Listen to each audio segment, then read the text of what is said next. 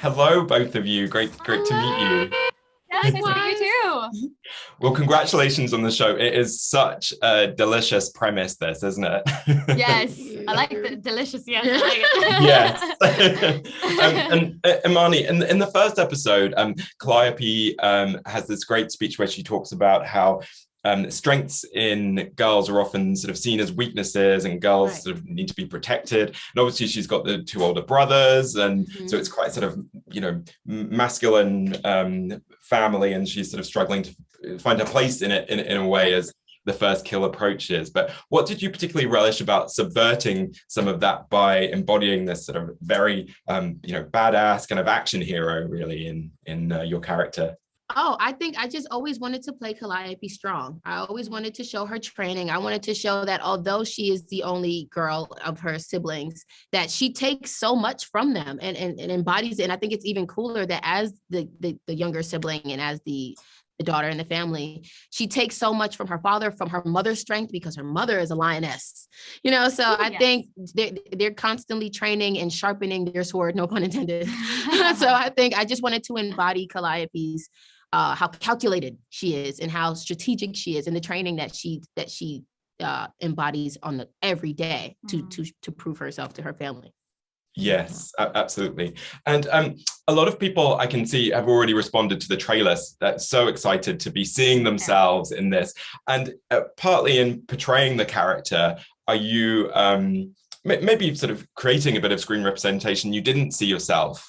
Absolutely. I think in Calliope, and then I guess personally through my own journey as well. I think it means so much to me to look the way I look and speak the way I speak and be where I'm from, and be able to show young girls out there, like, if you have a dream, go chase it and go after what you're passionate about. And I feel like I'm just so grateful to be living through Calliope vicariously through myself, like going through this journey and proving my position in this world, and proving that if you're skilled at something and you're passionate about it, that you should give it your all. And even if there are doubters and naysayers, you keep the ball rolling. So I think I'm very, very honored to even be able to represent that kind of strength, especially for young girls, for everyone really. But I think young girls need, just a little more love. Totally. Sarah, there's a lot to sink your teeth into. Sorry for another dad joke pun. Vampire pun. We'll keep them rolling if we can think of it. What did you particularly relish about playing this very complex, fascinating character? Well, first, I loved the representation aspect of the show as a whole, and getting to play these two characters. It was just such an honor. Personally, I really enjoyed being a vampire. The first time I put my teeth in, I kept walking around being like, have you seen my teeth? And I refused to take them out. Anytime I had the opportunity to wear them, people would ask me, do you want to wear your teeth for this scene? And why would you ask me that? Of course I want to wear them. I just was obsessed with them. I even took them home with me. So I have them. But yeah, no, it was that was really thrilling for me to play something that I'm truly not, a vampire. And did each of you grow up with vampire stories, either sort of on the page or on screen? Were there any that sort of resonated with you, or is this kind of all new to you? I was a huge Vampire Diaries fan. I also love What We Do in the Shadows. That's one of my favorite movies, and also TV shows. It's just brilliant. Do you have any vampires? If anything, it's kind of ironic that I grew up watching Blade, but he's the hunter.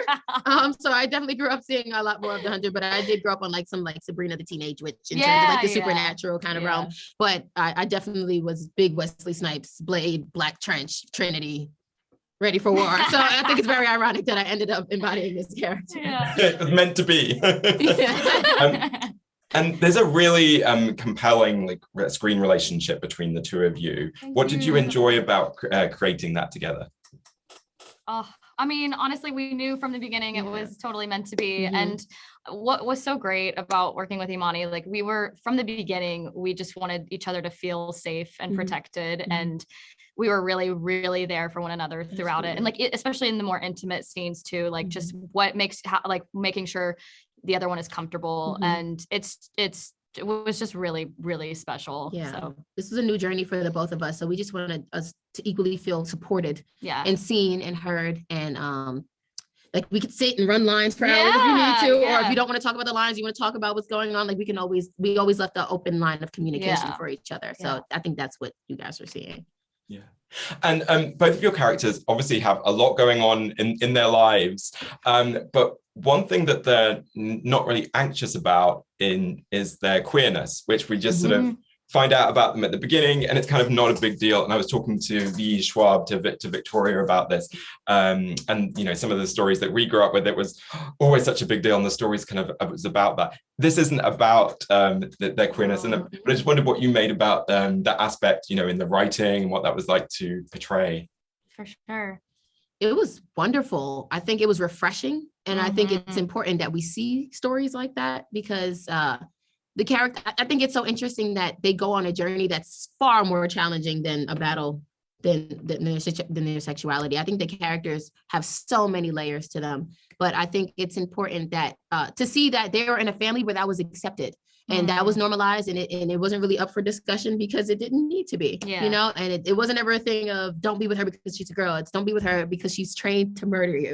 Okay, you both are trained to murder each other, so that's why it's a danger. I think that it's important that was highlighted, and it's so much more like fun. It's so much more fun. Yeah. I like what you said. What's so cool is that that part of the story of their queerness is not a point of conflict, and it's normal, accepted, never questioned, and celebrated even. So that is so special and rare. And I know we just feel so honored and thankful to be a part of it.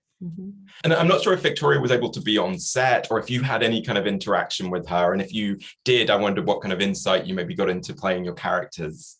I remember when we spoke to Victoria, she explained to us the importance that she felt, you know, and especially when she was younger, and wishing that she saw these kind of stories and saw this kind of representation. So I think we both just understood that this is her baby, and we respect our jobs. We respect the art of what we do, and we respect Victoria. So I think it was important that we take these characters and handle them with such care. You know, so I think that line of communication was open, and we just moved with care. Yeah, it was cool, like being able to talk to her in the beginning about the story, how she came to this, and something that I loved in the beginning. When I asked her how she thought of the story, she thought of, okay, people love vampires, and then what would the modern day Buffy look like? And that's Calliope. And I just thought that was so cool. Like I have chills just thinking about it. It's just so cool. But yeah, she was super supportive the whole time too, and always wanted us to talk to her. And she even came to set for a couple of weeks and got to see us all in action. And she's just a special little lady. And when the cameras weren't rolling, did you guys have any time to sort of hang out on set at all to sort of bond, or was it kind of tricky with COVID protocols? Yeah, I mean, like we would hang out on set. I think we were all really tired. Like by the end, like in the weekend, I know we couldn't get out of bed. I mean, I definitely know it was a bit challenging to hang out. But on set we had a lot of fun, all of us just hanging out together. Or if we were in a mood, then we could just zone out for a second and not feel the need to feel pressured to talk to anyone. But there was just a nice comfortability on set. Honestly, it was such a big family. The crew, we all got along so well. So that was really cool. Yeah, absolutely. Well, Sarah, Imani, thanks very much. Congratulations again on First Kill. Thank you so much.